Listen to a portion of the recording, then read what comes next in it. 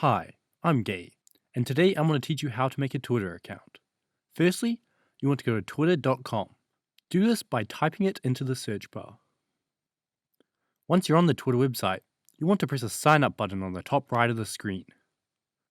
Then this window will pop up and allow you to type in a name. Make sure to make it catchy so that when people see it, they think you're cool. Make sure to watch out for spelling mistakes as well. Type in a valid phone number and date of birth, and you're halfway to making a Twitter account. Give your details one last look over, and press next. If your phone number was valid, they will send you a verification number to your phone, so make sure your phone is handy and type it in. Now we come to the password page.